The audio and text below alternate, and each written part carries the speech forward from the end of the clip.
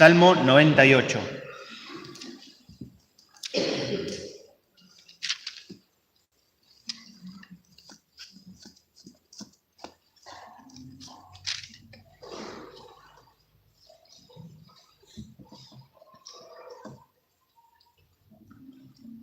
Dice así: Salmo, cantad a Jehová canción nueva, porque ha hecho maravillas. Su diestra lo ha salvado y su santo brazo.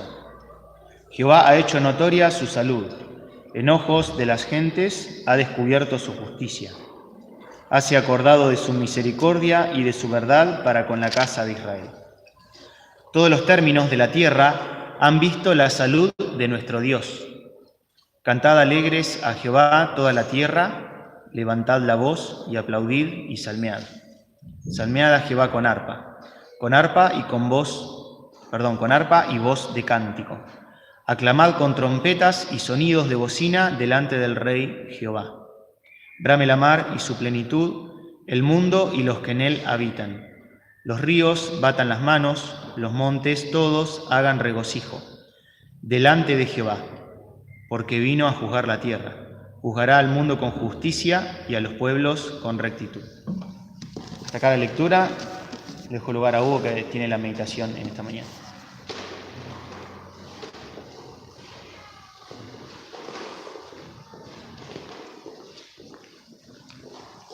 ¿Cómo están, hermanos? Buen día.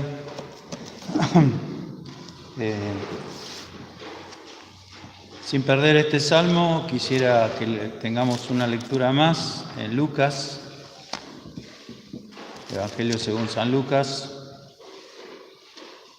capítulo 2. Lucas, capítulo 2.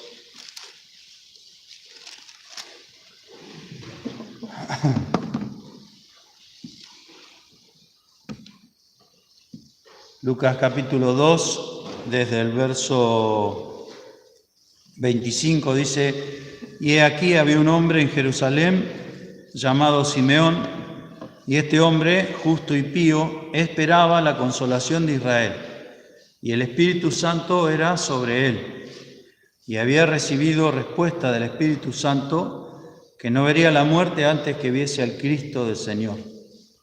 Y vino por Espíritu al templo, y cuando metieron al niño Jesús, sus padres en el templo, para hacer por él conforme a la costumbre de la ley, entonces él le tomó en sus brazos y bendijo a Dios y dijo: Ahora despide, Señor, a tu siervo, conforme a tu palabra, en paz, porque han visto mis ojos tu salvación, la cual has aparejado en presencia de todos los pueblos, luz para ser revelada a los gentiles y la gloria de tu pueblo Israel. Quiere el Señor bendecirnos en esta mañana, en que en este día se recuerda el nacimiento del Señor Jesús.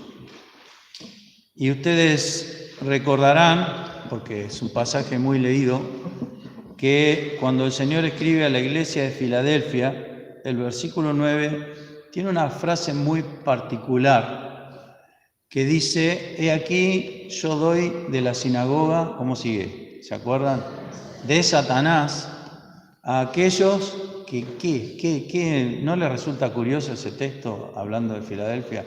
Aquellos que se dicen ser judíos y no lo son, más mienten.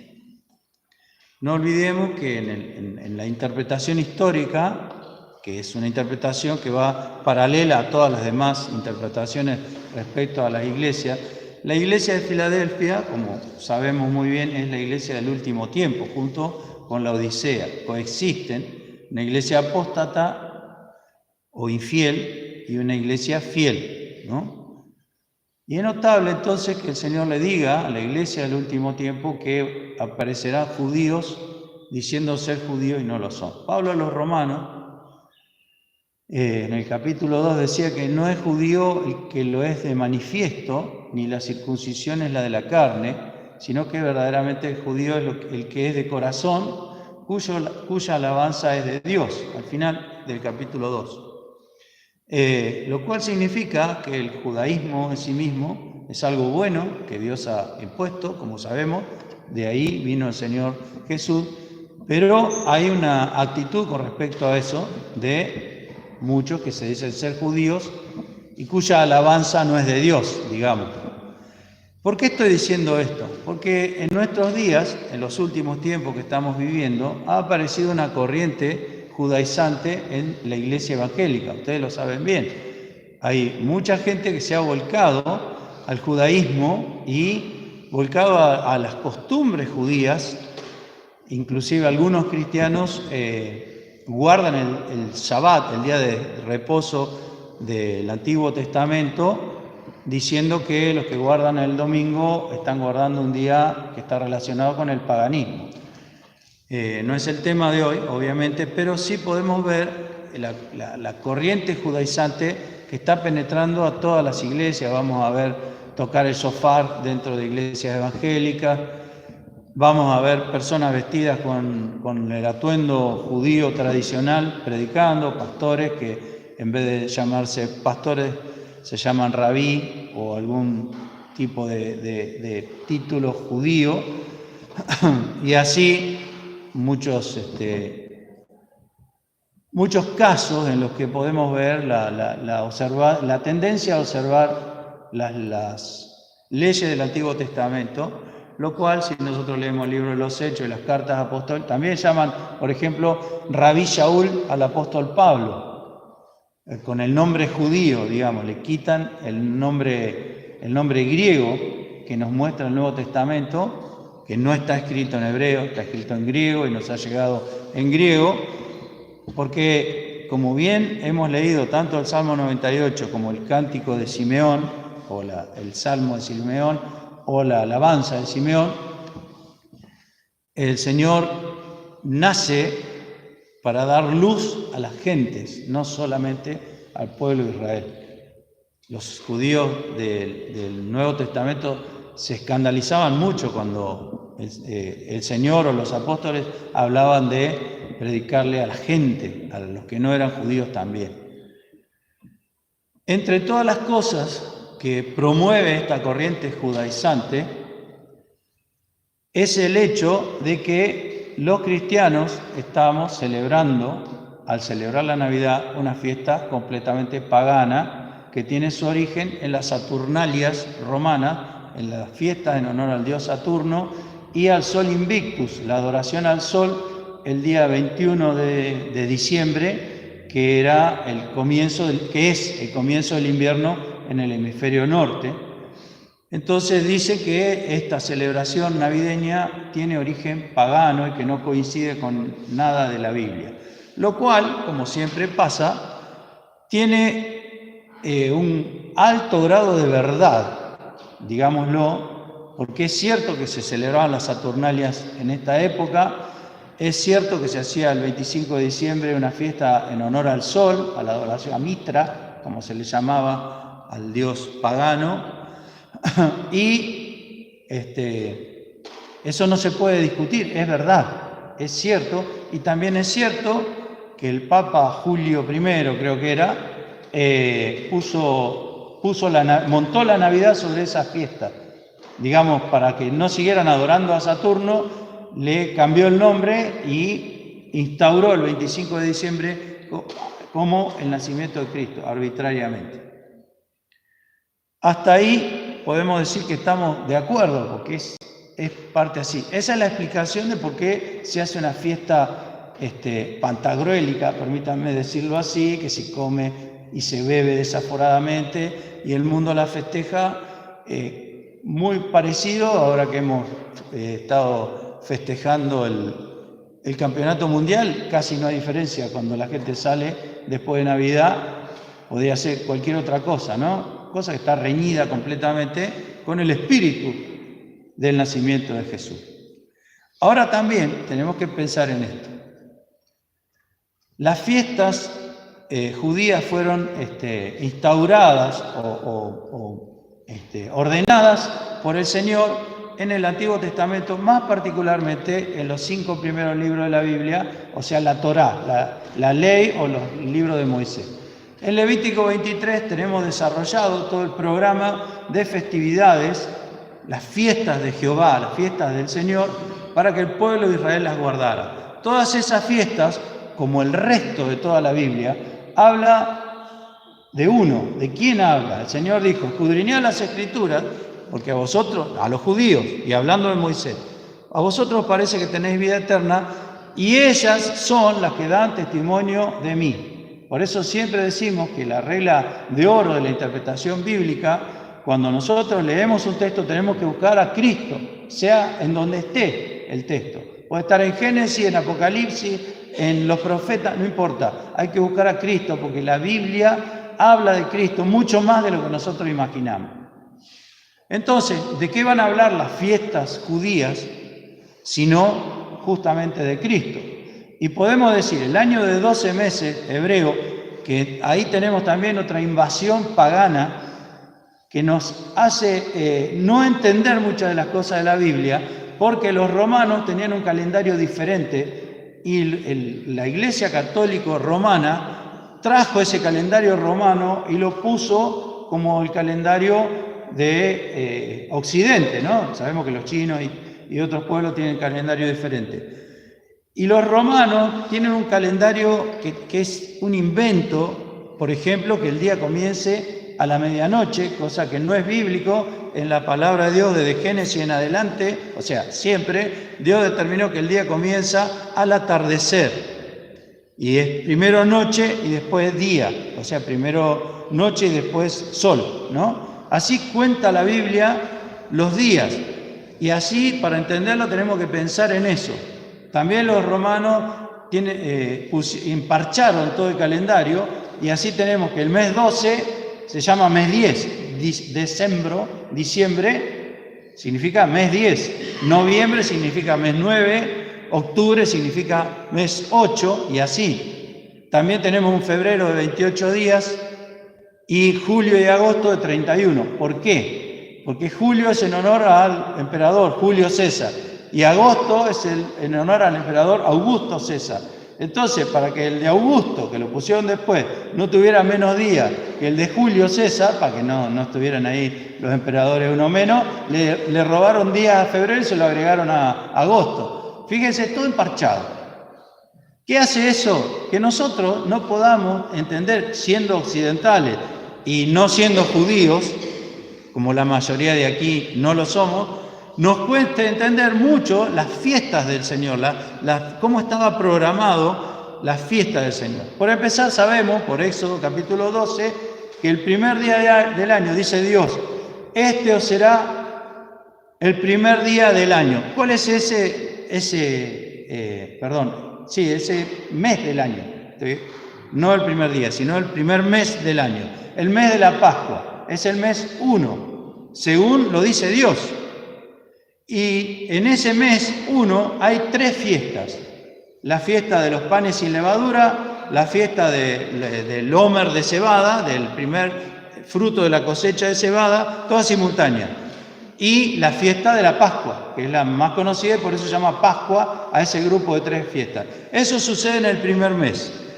En el mes séptimo, o sea, 6 meses después, hay otro grupo de 3 fiestas, que es la fiesta de las trompetas, la fiesta, o no es la fiesta, el Yom Kippur, el día del perdón, el día donde todo el mundo en Israel tenía que hacer luto y es el día de la reconciliación.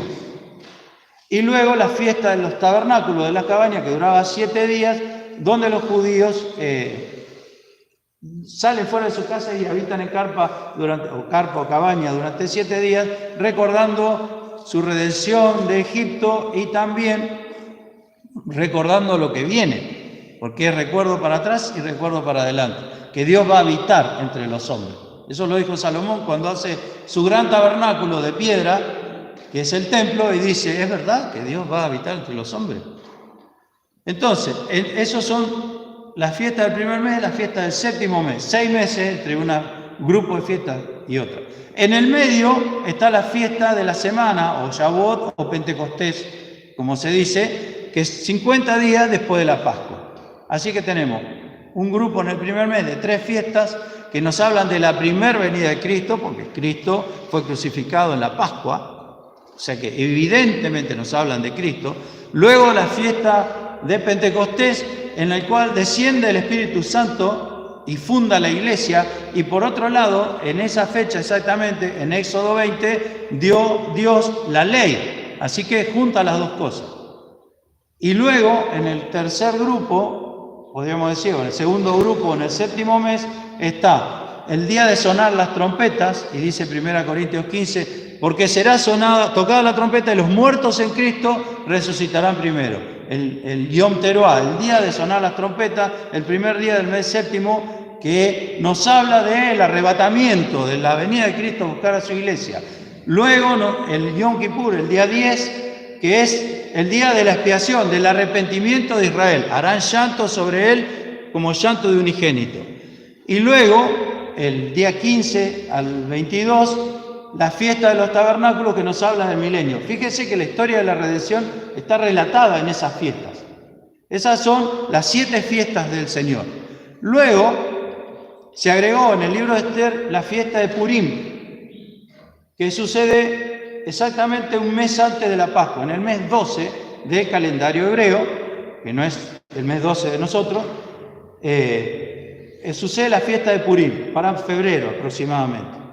Y luego también en el periodo intertestamentario se agrega una fiesta más, que es la fiesta de la dedicación o de Hanukkah, que es en el mes 9 del calendario hebreo y que es la fiesta que se está celebrando ahora, porque el mes 9 del calendario hebreo es el mes 12 del calendario romano, que lamentablemente tenemos que sufrir nosotros, porque cuando uno se pone a leer la Biblia, como nosotros tenemos desplazado y totalmente diferente el calendario, porque es un calendario pagano, trasladado al pseudo-cristianismo católico, entonces el diablo ha puesto una nube para que el pueblo de Dios no entienda y se compliquen las cosas con eso. Por eso parece tan revelador cuando los judíos vienen, porque conocen el calendario y nos enseñan de la fiesta. Pero dice la profecía de Filadelfia: yo los constreñiré que vengan y adoren delante de tus pies. Porque el judío promedio, vamos a decir, el pueblo de Israel, se dice de él, en Juan capítulo 1, a los suyos vino y los suyos no le recibieron. Entonces el Señor, profecía antigua del Antiguo Testamento, yo provocaré a celos, dice, y funda la iglesia, que es un estado superior al antiguo judaísmo, porque es Cristo en nosotros, el Espíritu Santo que está con vosotros, le dice el Señor, Juan 16, será en vosotros. Es algo nuevo completamente, es un nuevo nacimiento, algo distinto. Entonces, como digo, estamos oscurecidos por este calendario pagano que nos rige y nos guía. El día no empieza a las 12 de la noche. Dios dijo que empieza al atardecer. Dios. No lo dicen los judíos, lo dice Dios en Génesis. Fue la tarde y el día primero, cuando está creando los cielos y la tierra. Entonces, volviendo al tema navideño. El judaísmo dice que esto es una celebración pagana que tiene origen en el paganismo y que el Señor no nació el 25 de diciembre. ¿Qué dice la Biblia? ¿Qué dice la Biblia? Vamos a la verdad. Nosotros decimos y creemos que la Biblia es la palabra de Dios y que hay que conocer todo el consejo de Dios al respecto. ¿Podemos tener alguna guía bíblica verdadera para poder responder a estas cosas? No para contestarle a los otros, sino para saberlas yo. Tenemos que pensar en la Biblia. Por empezar, digamos, esto es lo primero que tenemos que decir. No hay en toda la Biblia un solo texto que diga que hay que celebrar la Navidad. Sí nos habla de la mesa del Señor, la muerte del Señor, anunciáis hasta que venga. Obviamente el Señor no podía morir si no nacía, ¿no? Pero estamos celebrando la muerte, la obra del Señor. No hay en toda la Biblia, ni en el Antiguo ni en el Nuevo Testamento, un lugar donde diga que hay que celebrar la Navidad. Los apóstoles no hay ni siquiera un atisbo de que celebraban la Navidad. No dice, uno ve las cartas apostólicas, el libro de los Hechos, no dice en ningún lado de los evangelios que el Señor Jesús festejaba su cumpleaños. No hay ni siquiera un pequeño indicio de eso. Entonces, ¿por qué celebramos la Navidad? ¿Por qué es la fiesta más linda de todas? Cuando debiera ser la fiesta de Pascua la mejor de todas. Pero, como digo, no se puede morir si no se nace. Y el Señor tenía que venir primero. El Salmo 98 nos habla, que hemos leído, nos habla de una celebración porque Dios viene a la tierra.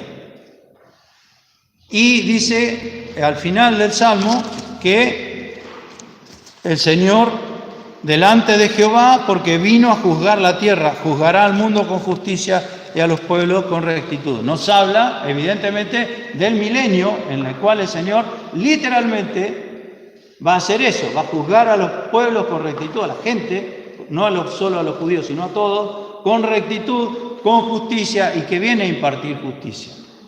Entonces decimos, bueno, esto no tiene nada que ver con la Navidad, tiene que ver con el milenio, con la segunda venida de Cristo. Pero el texto que hemos leído de Simeón, si ustedes prestan atención, dice casi lo mismo que el Salmo 98.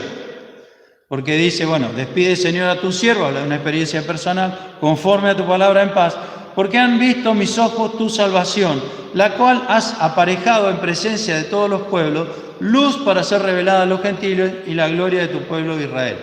Si leemos en el Salmo 98,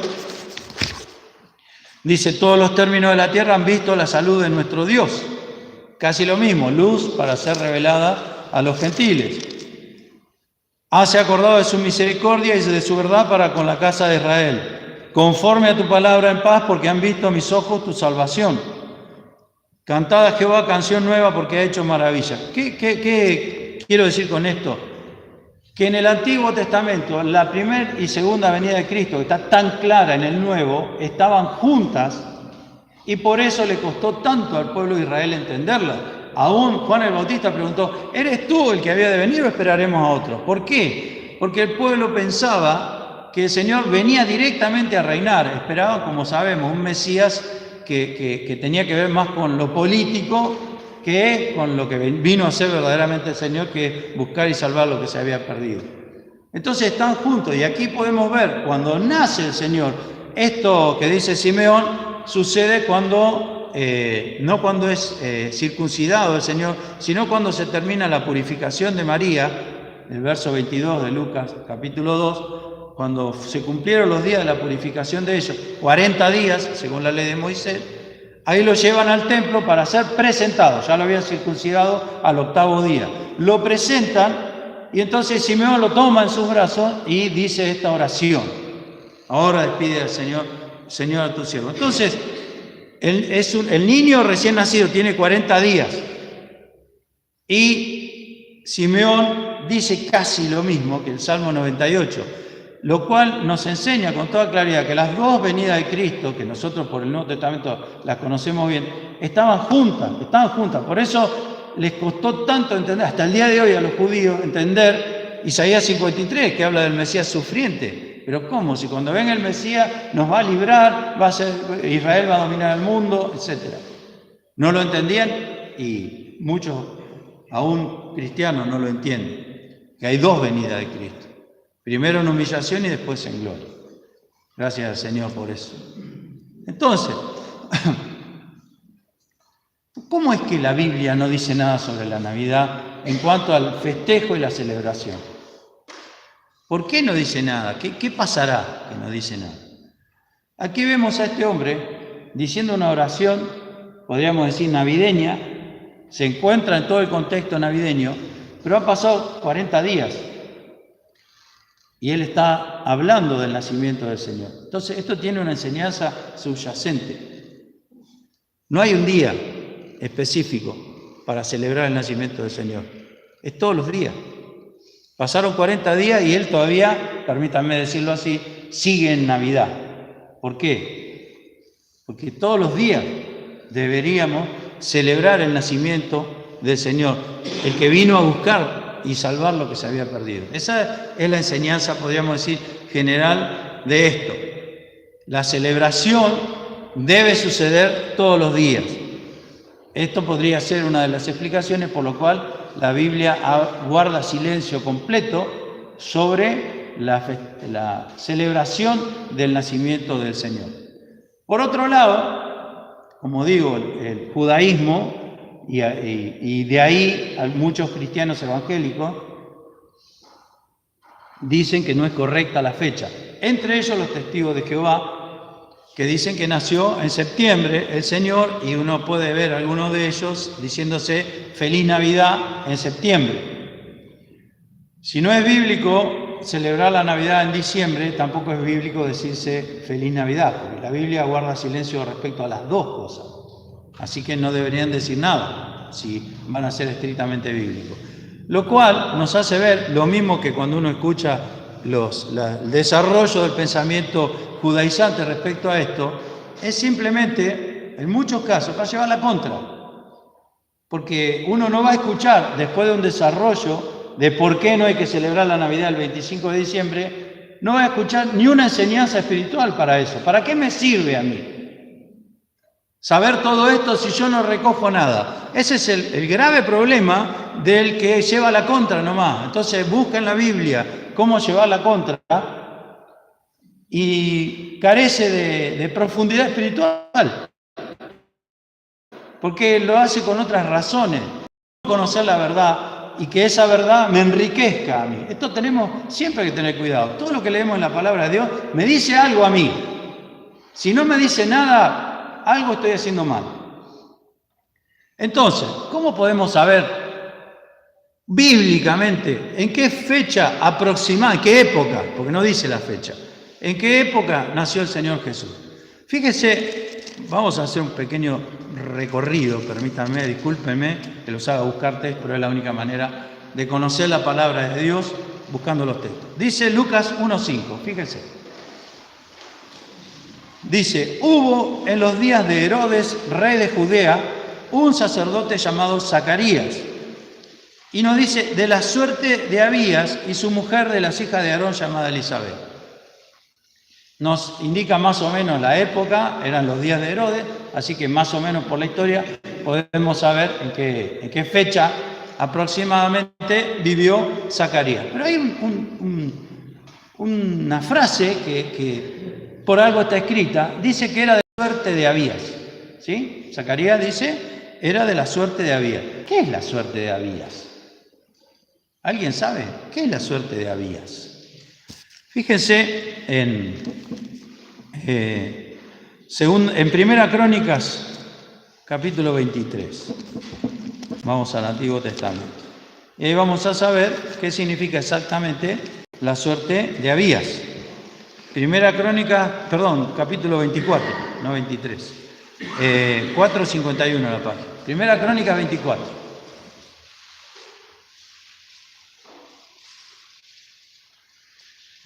Nos dice que en el versículo 1 también los hijos de Aarón tuvieron su repartimiento. ¿Qué significa esto? Que David, cuando organiza el culto en el tabernáculo y luego se trasladó al templo, David organizó las familias de los levitas y de los sacerdotes en órdenes. Cada orden tenía un turno, eran grupos familiares, cada uno tenía un turno para servir en el templo. Por ejemplo, en el 23, verso 13, dice, los hijos de Abraham, Aarón y Moisés, y Aarón fue apartado para ser dedicado a las más santas cosas, él y sus hijos para siempre, para que quemasen perfume delante de Jehová y le ministrasen y bendijesen su nombre para siempre. Y luego en el 27 dice, así que conforme a las postreras, palabra de David, fue la cuenta de los hijos de Leví de 20 años arriba. Y así, si leemos el capítulo 23, nos vamos a dar cuenta, pasando al 24, verso 5, repartiéronlos pues por suerte los unos con los otros, etc. Es decir, que la suerte de Abías era una de las de los turnos de los sacerdotes para servir en el templo. Y a partir del verso 7, Primera Crónica 24, siempre, dice que la primera suerte salió por Jodiarib, la segunda por Jedaía, etcétera, etcétera, etcétera, hasta que llegamos al verso 10, que nos dice que la séptima por Cos y la octava, ¿por quién? Por Abías. Entonces nos hemos enterado por Lucas, capítulo 1, que Zacarías, padre de Juan el Bautista, era de la octava suerte. Servían en el templo una semana cada suerte, como se le llama, cada repartimiento, cada familia, una semana. Con lo cual, como había 24 suertes repartidas, 24 semanas son 6 meses, 6 por 4, 24, así se cuenta en la Biblia, días de 30 días, meses, perdón, de 30 días. Así que duraban 6 meses, con lo cual, como dijimos, hay un grupo de fiesta en el primer mes y otro en el séptimo, cada 6 meses volvían a hacer sus turnos, así que 2 veces al año tenían que servir en el templo. Pero en las fiestas grandes, en la Pascua, que era obligatorio ir, todo varón debe estar presente en la Pascua, y en el Yom Kippur, el día de la expiación, todas las familias, todas las suertes se juntaban porque se llenaba de gente y no daban abasto un solo repartimiento. Así que estaban las 24 juntas. Esto lo podemos leer cuando Ezequías hace la Pascua, cuando Josías hace la Pascua, vienen todos los sacerdotes y luego cada cual se va a su casa y quedan, sí, las suertes, las 24 suertes, una por semana. Entonces, ¿qué tiene que ver esto con el nacimiento del Señor Jesús? Lucas lo escribe, y Lucas describe los detalles del nacimiento del Señor Jesús.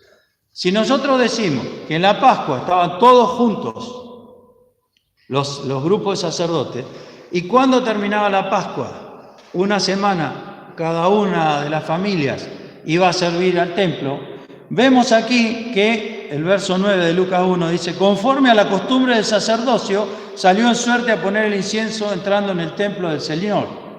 Era de los hijos de Aarón. Entonces, si estuvieron juntos todas las familias en la Pascua, quiere decir que este hecho que describe Lucas sucede 8 semanas después de la Pascua, o sea, 2 meses después de la Pascua, y que Zacarías recibe la visión del ángel que le dice que va a tener un hijo que se llamará Juan. Ahí nace Juan el Bautista. Entonces, contamos desde la Pascua 2 meses, y luego Zacarías se va a su casa y ahí Elizabeth, su esposa, queda embarazada de Juan. Si contamos de 2 meses después de la Pascua, 9 meses después, nos damos cuenta que entre el mes de la Pascua, más los 2 meses agregados, más los 9 meses de embarazo, Juan tiene que haber nacido en el primer mes del año siguiente, o sea, 12 meses después. También nos dice, mejor dicho, se lo dice el ángel a María, verso 36 de Lucas 1, siempre: he aquí Elizabeth, tu parienta, también ella ha concebido hijo en su vejez. Y este es el 6º mes a ella, que es llamada la estéril, lo cual nos indica con toda claridad que Juan el Bautista era 6 meses mayor que el Señor Jesús, porque el ángel se le presenta, le habla, y cuando María dice hágase conforme a la voluntad del Señor, ahí queda embarazada. Por eso Mateo nos va a decir, el nacimiento de Jesucristo fue así: María se halló estar embarazada. ¿No le resulta una expresión curiosa? ¿Por qué se halló? Porque no hubo un hecho especial, sino que en el momento en que el ángel le da su palabra y María lo acepta, ahí es engendrado por el Espíritu Santo lo santo que nacerá, que será llamado Hijo de Dios. Entonces, sabemos que Juan el Bautista fue engendrado 2 meses después del mes de la Pascua, o sea, en el 3er mes, que coincidentemente es la fiesta de las cabañas. De Pentecostés, en el 3er mes, la fiesta del medio. Y luego nació 9 meses después, aproximadamente en el mes de la Pascua. Y 6 meses después nació Jesús, ¿Qué pasa? 6 meses después de la Pascua son el otro grupo de fiesta del séptimo mes, que es las trompetas, el Yom Kippur, el día de la expiación, y la fiesta de las cabañas. Por eso, muchos judíos, y si lo entendemos está bien, dicen que el Señor Jesús nació en la fiesta de las cabañas. Exageran diciendo que nació en el séptimo mes. Exageran diciendo que nació en la fiesta de las cabañas y dicen que el pesebre era una suca, una cabaña, cosa que no está en la Biblia. No dice eso la Biblia y no podemos saber con certeza la fecha porque no la dice. El Señor Jesús fue puesto en un pesebre. No es la misma palabra pesebre que tabernáculo o cabaña. No es la misma. Ellos dicen, no, lo que pasa es que, fíjense esto, la Biblia fue escrita, el Nuevo Testamento fue escrito en hebreo y al traducirlo al griego no es así. No es así. El Nuevo Testamento puede haber sido escrito en ambos idiomas, indudablemente para los judíos, pero a nosotros nos llega en griego y es la voluntad de Dios que así sea y tiene una precisión absoluta. El Señor no dice la Biblia que haya nacido en una cabaña. Sí dice en Juan 1 que este verbo, esta palabra, se hizo carne y habitó entre nosotros. Y esa palabra, habitar, tiene su origen en la palabra tabernáculo. O sea, es como si lo tradujéramos, hizo su tabernáculo entre nosotros. Entonces, puede haber sido, pero no lo dice con certeza la Biblia. Así que tenemos que el Señor Jesús nació en el séptimo mes hebreo. El séptimo mes, por lo que parece ser, por lo que entendemos aquí. El séptimo mes hebreo es nuestro septiembre/octubre, porque no coinciden exactamente los meses hebreos con el calendario romano. Aproximadamente septiembre-octubre es la fiesta de las cabañas, es el mes séptimo. Así que podemos inferir que el Señor Jesús nació aproximadamente en esa época. Ahora Lucas, capítulo 4, nos habla que el Señor Jesús ya ha crecido, se nos menciona a los 12 años, y nos da un detalle, Lucas. Lucas habla 3 veces de la edad del Señor. Cuando nace, cuando tiene 12 años, y aquí en el verso 23, cuando el Señor es bautizado por Juan el Bautista en el río Jordán, dice, y el mismo Jesús comenzaba a ser como de 30 años, hijo de José, como se creía. La gente creía que era hijo de José, José era su padre adoptivo, por así decirlo. Así que dice que cuando el Señor Jesús se bautizó, comenzaba a ser como de 30 años. Esto tiene 2 significaciones, este texto. Primeramente, significa que el Señor tenía 30 años y hacía poco que los había cumplido. Comenzaba a ser como de 30 años. Y también significa que cuando comenzó su ministerio, por ahí la palabra comenzar es la que confunde, cuando comenzó su ministerio tenía 30 años. Tiene los dos entendimientos, las 2 interpretaciones del texto, que no se oponen, significa las 2 cosas. Entonces, nos dice la palabra de Dios en Lucas 4 y en Mateo 4, que el Señor inmediatamente que fue bautizado y que el Espíritu Santo descendió sobre él como paloma y que el Padre dijo, este es mi Hijo amado, en el cual tomo contentamiento, luego ¿qué pasó? Dice Mateo 4, y Jesús fue llevado por el Espíritu al desierto. ¿Y cuántos días estuvo para ser tentado por el diablo? 40 días. Así que se bautiza y pasan 40 días en el desierto. Y Juan capítulo 1, espero que me estén entendiendo. ¿Me están entendiendo, hermano? Porque por ahí voy un poco rápido. Juan capítulo 1 dice que en el verso 19 que los judíos de Jerusalén, no olvidemos que estaban en el Jordán, Juan no estaba en Jerusalén bautizando, fueron a preguntarle quién era. Y él le dijo, yo no soy el Mesías, no soy el Cristo.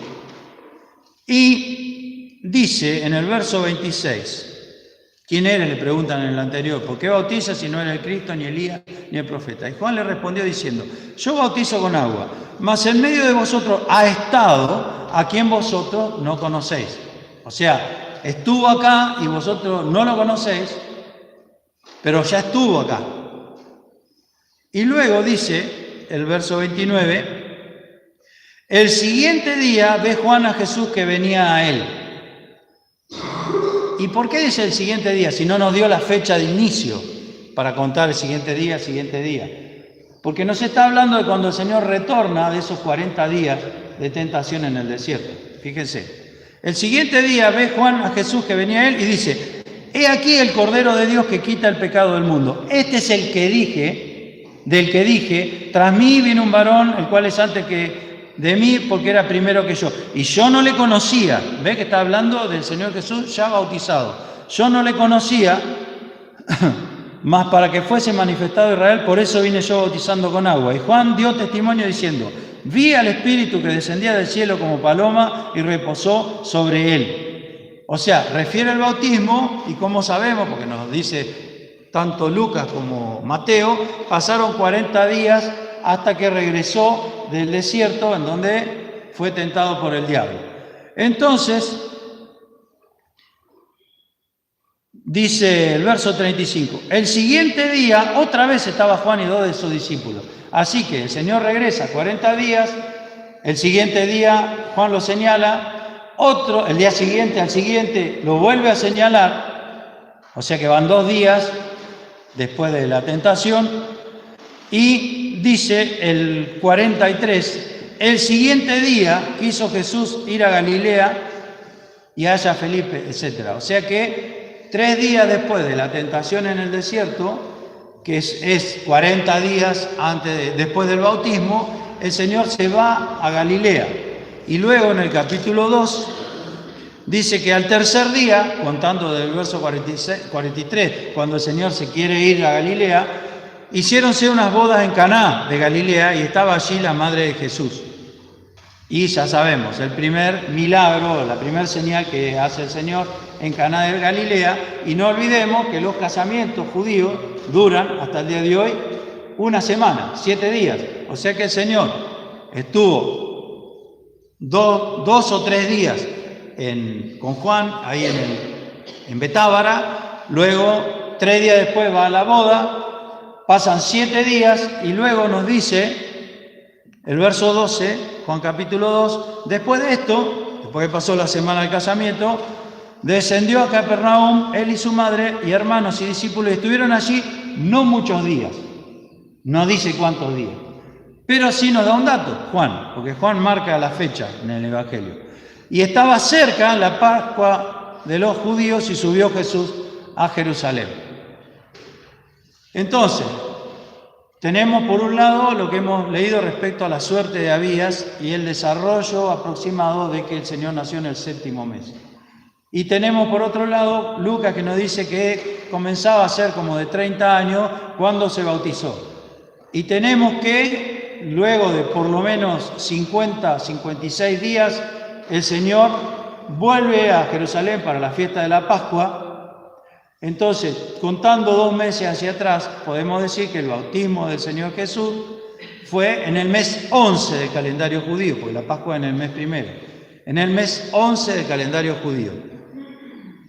Lo cual también nos hace pensar en lo siguiente, el mes 11 es pleno invierno, el Señor se bautizó en pleno frío en Israel. Hasta en esos detalles podemos ver que el Señor se humilló a lo sumo. Su bautismo fue en el momento más incómodo. Nosotros acá generalmente hacemos el bautismo no en invierno por el frío, sobre todo cuando nos bautizábamos en el mar. El Señor se bautizó en invierno, en pleno invierno, porque el 21 de diciembre nuestro, que es el mes 9 del calendario judío, es el día que comienza el invierno, el mes de Kislev se llama, y ese mes que corresponde al diciembre nuestro se celebra la fiesta de las luces, Hanukkah, que es una fiesta intertestamentaria. Entonces, por un lado nos dice que el Señor cuando empezó su ministerio tenía 30 años y había cumplido hacía poco los 30 años. Y dice que 2 meses después que se bautiza, aproximadamente, está en la fiesta de la Pascua. Entonces, si retrocedemos 2 meses, ¿cuándo nació el Señor Jesús? Esto da la posibilidad de que haya nacido justamente para la fiesta de las luces. ¿Cuándo es la fiesta de las luces? El 25 de diciembre.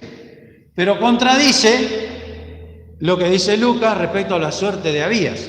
Entonces entendemos la frase de Lucas cuando dice comenzaba a ser como de 30 años, que hacía poco que había cumplido los 30 años, que estaba en su año 30.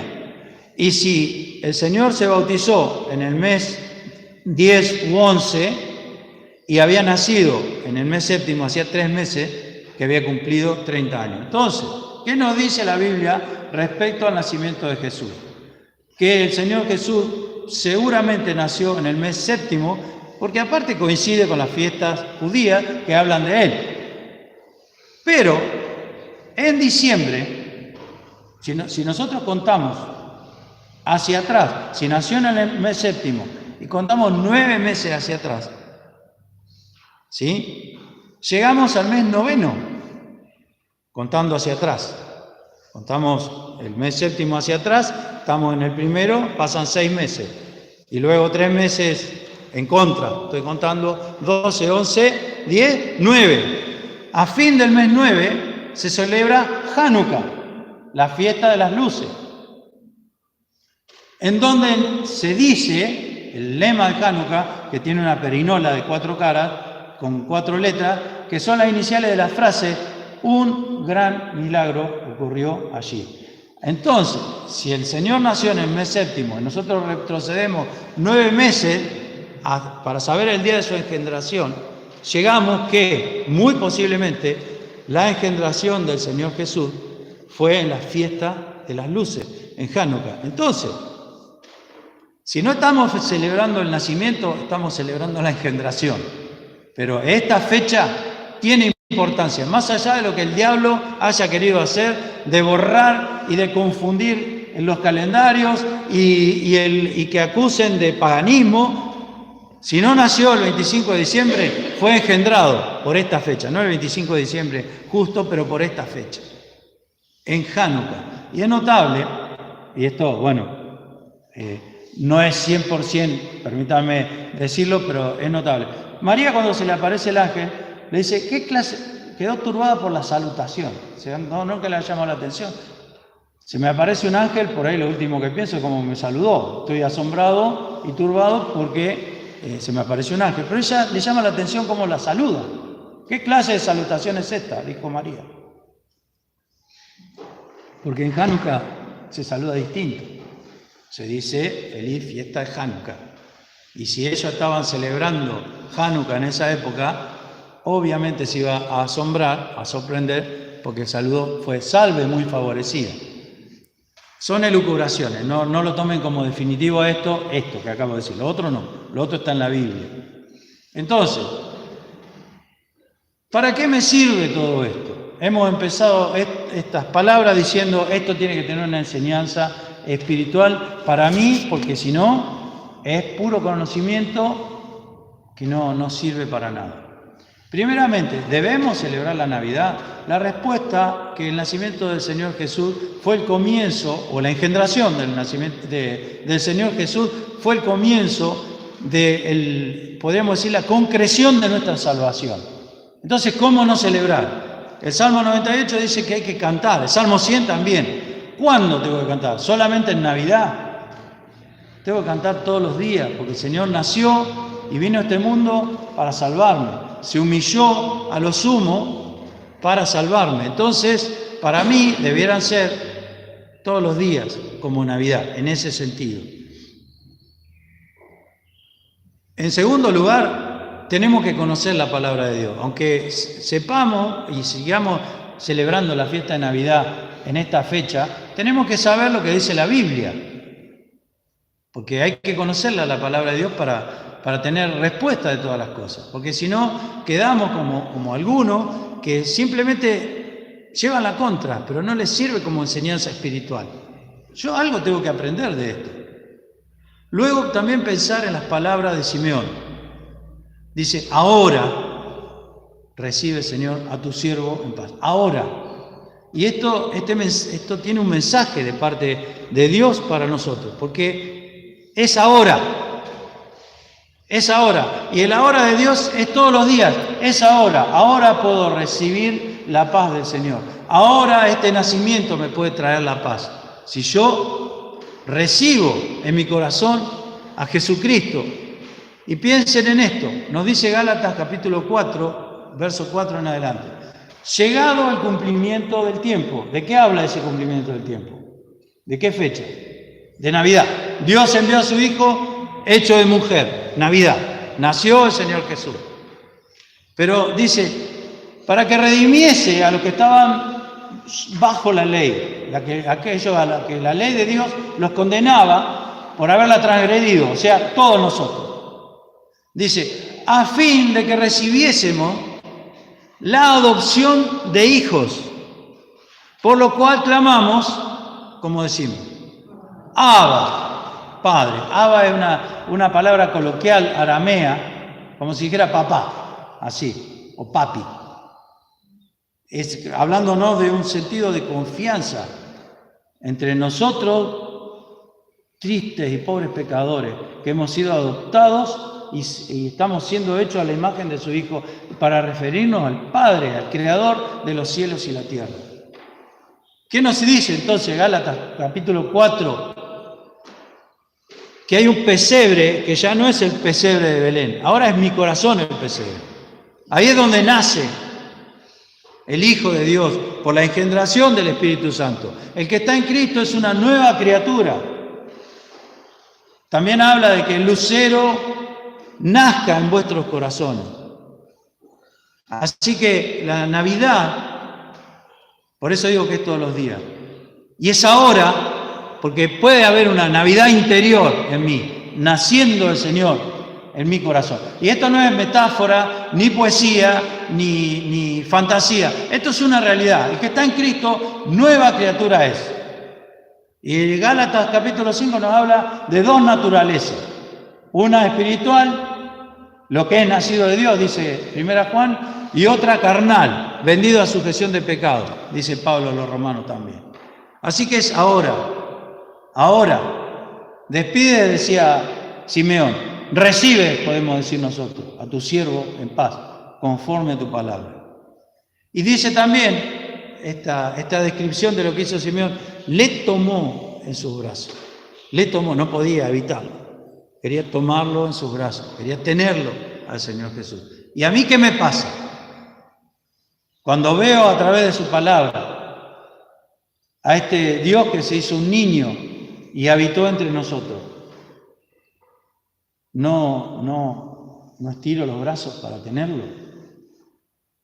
Fíjense que hay dos veces que nos relata la Biblia en que alguien tomó en sus brazos al Señor Jesús. Una es esta, Simeón le tomó en sus brazos. ¿La otra se acuerdan cuál es?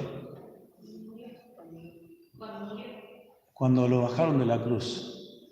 José de Arimatea y Nicodemo, dice, bajándole, lo envolvieron y lo pusieron en la tumba. ¿Cómo lo bajo yo a una persona crucificada? Sí o sí lo tengo que abrazar, porque está más arriba y uno lo tenía, digo yo, y otro le sacaba los clavos, bajándole. También en Hechos, Pedro predica y dice, bajándole. Dos veces que el Señor Jesús estuvo en los brazos humanos, que nos dice la Biblia. ¿No extenderé yo mis brazos para tenerlo? Le tomó en sus brazos. 40 días después del nacimiento del Señor está celebrando la Navidad, porque la Navidad es todos los días. Yo creo que por eso el Señor no puso una fiesta navideña en su palabra, sino que es algo que yo tengo que celebrar todos los días. Esto está específicamente ordenado, pero la Navidad es hoy, un pesebre dentro de mi corazón. Quiere el Señor bendecirnos, hermanos. Y tenemos que aprender a ver lo que dice la Biblia para no ser engañados, porque no conocemos, no ignoramos sus maquinaciones, dice Pablo, respecto al diablo. El diablo ha tratado de poner oscuridad sobre estas cosas, pero la palabra de Dios es luz que guía nuestros pasos.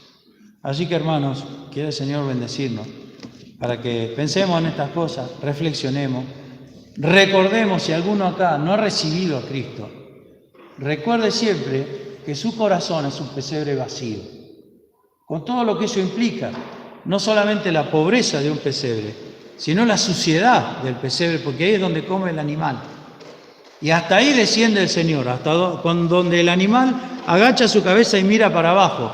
Dios no te pide que mires al cielo, porque ha nacido en un pesebre. Con solo mirar para abajo al pesebre vas a encontrar al Salvador del mundo. Mi corazón y el corazón de todos nosotros es como un pesebre en donde el Espíritu Santo quiere poner al niño, a la nueva criatura que es hecha conforme a la imagen de Dios. Esto es lo que nos enseña la Navidad. Por eso es ahora, es todos los días. Hermanos, que el Señor quiera bendecirnos.